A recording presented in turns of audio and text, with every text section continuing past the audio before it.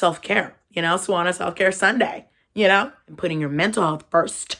Please take care of your mental health, because if your mental health deteriorates, you cannot get that back. Okay? And me not being in pain helped my mental health. And I just bottled my emotions until they were just, my glass was full, and then it just exploded, and then my brain was just fried.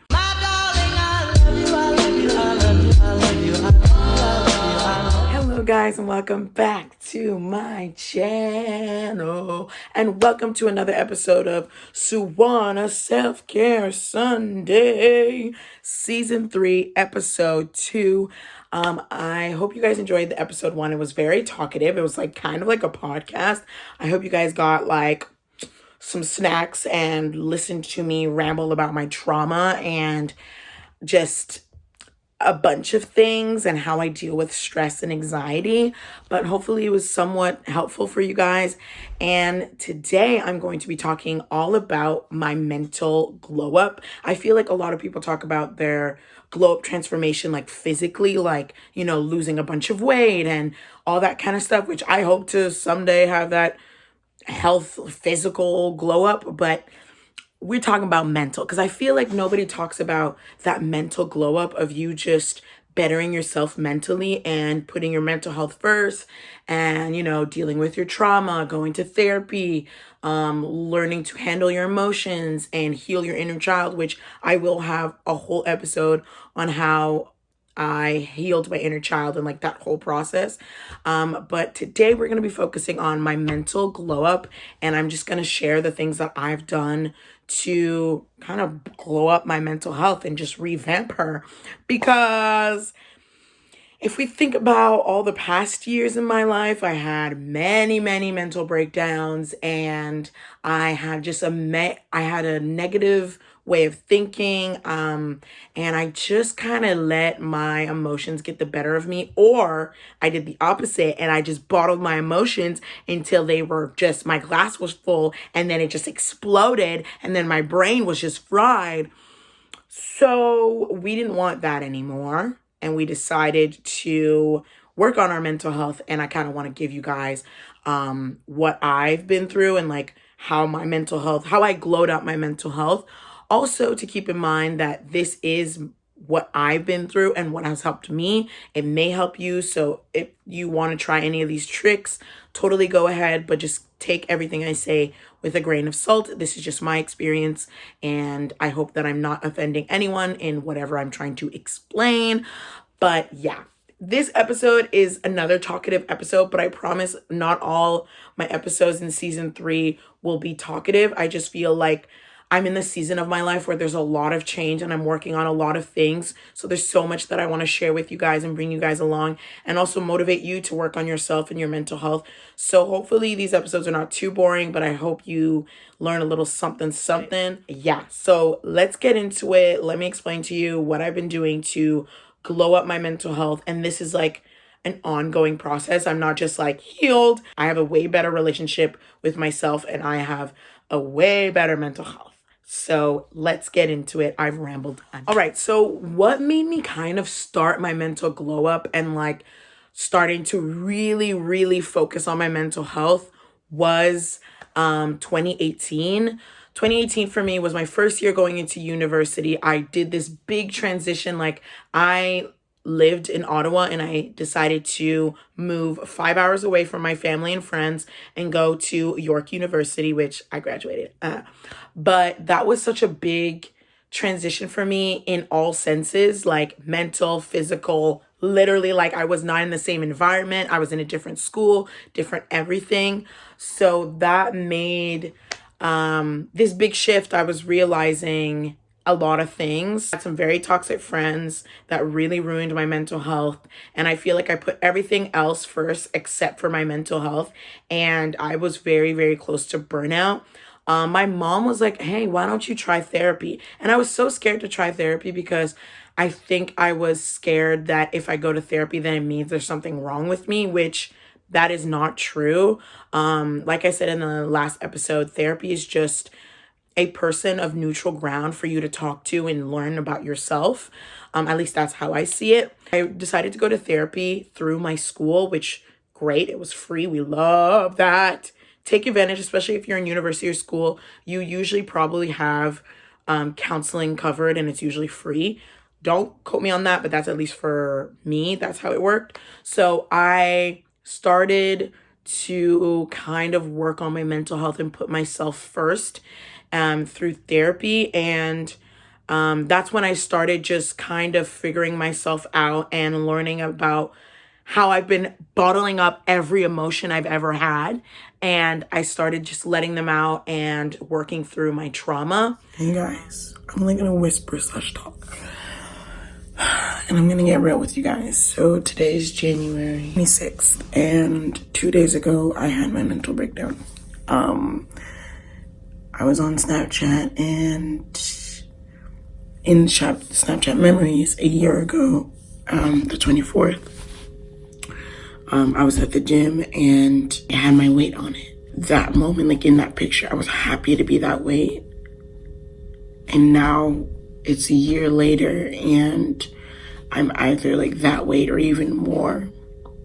So that made me break down. And that was like my first step to just like diving into my mental health, is realizing how shitty it was and how I needed to upgrade my mental health for sure. Basically, through therapy, I realized I had so much bottled emotions, and I learned just so much about how I handle myself and my emotions. And I was scared of confrontation. I was scared of losing friends. So I would do a bunch of things that I didn't want to do just so that I didn't lose them. And it was just a lot of things that I kind of self-sabotaged myself. And I realized like that needs to go. So the first thing that I did was I taught myself, or through therapy, I taught myself how to handle my emotions through different exercises. One is meditation, which I talk about it a lot in the first episode. Basically, meditating helped me ground myself and figure out like, hey, how are you feeling right now? And what emotions coming up for you? And how can you deal with it? And I feel like my reflex when I had a negative emotion was to just bottle it and not feel it. Whereas now I think I learned to sit in my emotion, realize the why, and figure out a plan. And my therapist really helped me figure out, hey, ground yourself, figure out what's going on, and tackle it immediately and feel it. Take the time to feel your emotion. And a lot of times it passes. Everything passes. That's like one of the things my mom always says: good days, bad days, all of it passes. So take the time to let that emotion pass. And that just those couple of things already helped me handle my emotions better and not feel so drained emotionally from holding in all my emotions. So that was one thing that really helped me, especially in meditation, and also just tackling my emotions and figuring out, okay, how am I feeling? What's the why, the what, and the where, and figuring out what I can do for it and sitting down and acknowledging it. Another thing that I realized through therapy is I do a lot of negative self-talk. And I kind of gave that person in my brain a name through therapy. But basically, I call her Sneaky. Basically, it's just, I named the person in my head that tells me all this negative self-talk. And I realized for the longest time that I would do a lot of things to try to counteract my negative self-talk, which just drained me. So acknowledging the negative voice and realizing, hey, that is not true. I am a good person, etc., etc., and acknowledging it, but not necessarily, hyper fixating on it or freaking out. I'll give you guys an example. I could just be, chilling, eating some cereal, and my brain will be like, you're not working hard enough. You're not working hard enough. You're lazy, and you need to get up and be productive and work hard. First of all, I don't know why you talking shit to me like that.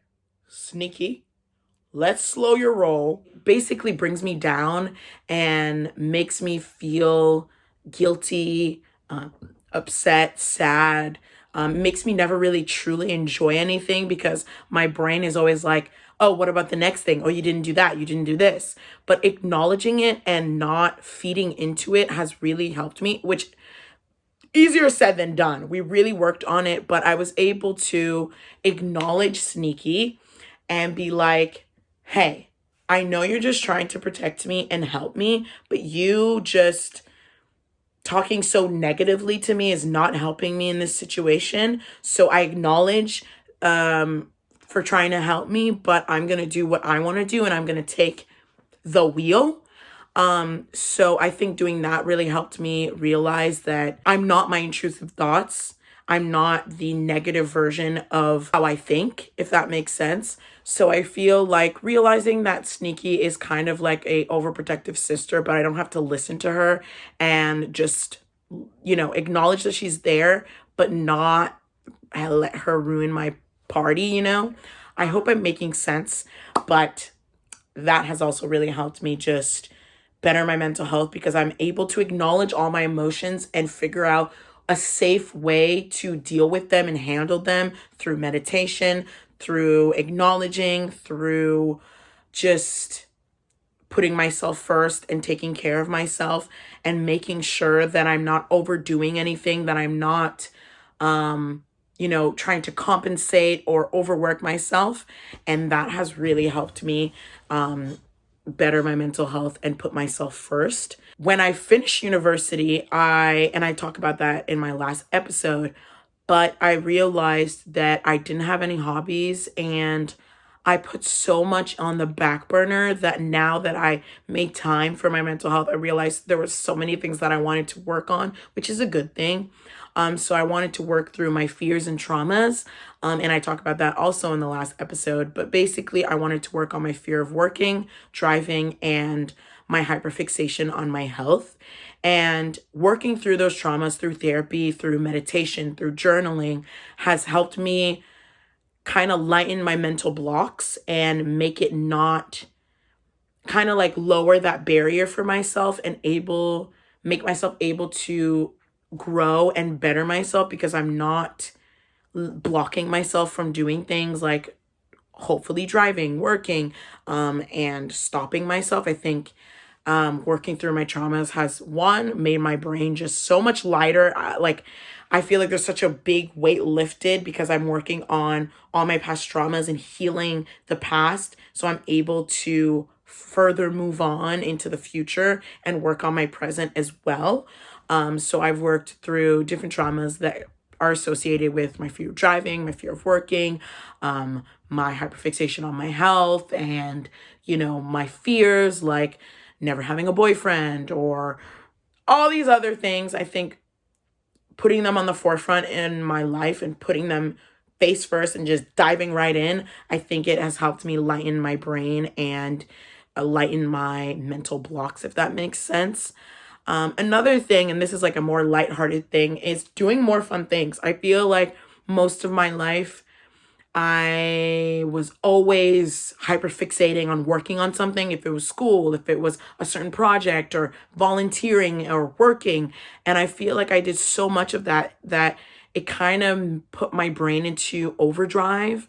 And I always focused on what's the next thing I can do? What's the next thing I can do? And I was just like overdrive machine. And I realized that I had nothing to decompress or relieve stress. And that just made me burn out. I basically burned out at the end of my degree.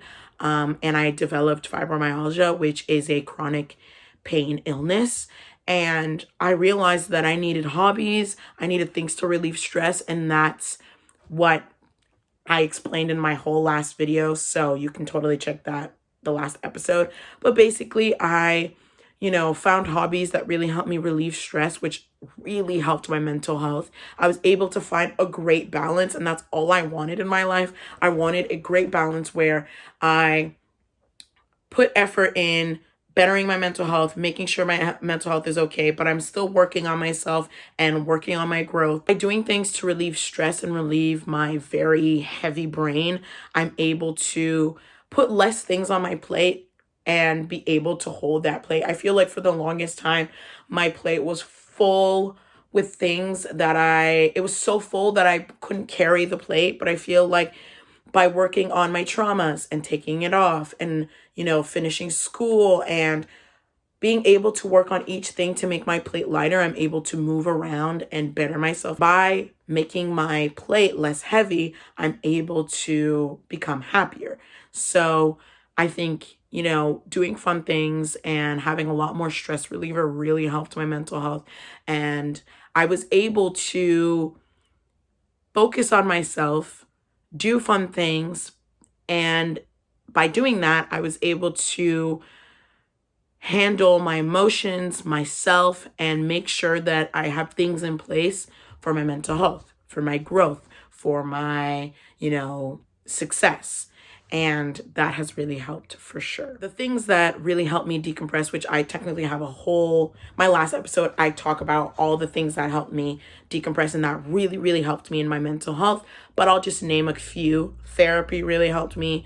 Journaling, writing all my thoughts. So everything that's in my brain is now on paper. So it's not as heavy and I'm not walking around with a headache of just all the things that I want to do, that I have to do, that my fears, anxieties, etc. Having them all out in the open, I'm able to handle and work on each of them. So I have different platforms that I'm able to decompress. So through therapy, journaling, talking to people that I trust. Also, one thing that has really helped that I didn't talk about in my last episode was my Notion. Notion is like a platform on different devices that you're able to organize your life through different, tables, graphs, etc. It's basically kind of like an online journal, I guess you could say. And I'm able to organize. I have a daily planner, budget tracker, everything on there. And because I have that, it helps me stay organized and be on track with everything, my habits, my mental health, etc. And that has really helped me stay organized and focus on myself. And just like taking time for myself, I feel like I always put everybody else first and not myself. So one thing that just really helped with my mental health was finally putting myself first. What do I want to do? What can I do for fun? What can I do to better my mental health? What can I do to relax? And I feel like just that in itself helped me better my mental health and put myself first. The last thing that I'm going to talk about is something that really helped me was antidepressants. As you guys know, I have fibromyalgia, which is a chronic illness, basically like chronic pain. And my antidepressants, the one that I'm on is duloxetine, and that helped me with my pain. Me not being in pain helped my mental health because I was in so much pain last year that I could barely bend my fingers. I could barely walk. I could barely or make my own food. And being in constant pain made me very depressed, very anxious, very hopeless. And being on antidepressants really, really helped me. It helped me not be in pain as much. I was able to handle the pain that I did have. And I found myself way less depressed, way more happy, and my overall mental health was so much better. So if I could encapsulate everything, what helped me with my mental glow up was therapy, putting all my emotions in the forefront and just feeling my emotions, whatever comes up, acknowledging my negative self-talk and trying to change it and switch it for more positive things, doing things for fun and adding more hobbies really helped me put myself first and figure out what I want to do with my life and do things I can relieve stress when I'm feeling stressed. Also having things to decompress like therapy, journaling, reading, and a bunch of other things which I talked about in episode 1. And lastly, antidepressants. That medication right there really helped my mental health. So we love to see it, but please talk to a doctor before just taking any medication, any supplement. But I had a rheumatologist that prescribed me this antidepressant, and that really helped me with my mental health and my physical health as well. So that is everything. I hope that maybe you can start your mental health journey or your mental health glow up with a couple of these tips. I really feel so much better mentally. I think last year and in 2018, my mental health was really like on the ground, girl, on the ground. And I was like, I really gotta put myself first and better myself. And that's kind of what started this whole series of self-care, Suonnah Self-Care Sunday, you know? So yeah, I promise not all my episodes will be so talkative, but I have just so much to say and so much to share that I hope it can help someone out there. When I was going through it, I wish I had someone to talk about all these things. So hopefully I can be that person for you. I do have a couple episodes that are going to be kind of vlog style, and I will be, diving into more things that will help me enter my adulthood, which I think that actually will be one of my next episodes. So yeah, I hope you guys enjoy this series, and I hope you guys enjoyed this episode, and hopefully it motivates you to further your self-care journey, your mental health journey, and putting yourself first and putting your mental health first. Please take care of your mental health, because if your mental health deteriorates, you cannot get that back. Okay? But I hope you guys enjoyed this video. I love you guys so, so much, and I'll see you guys in the next episode. Bye.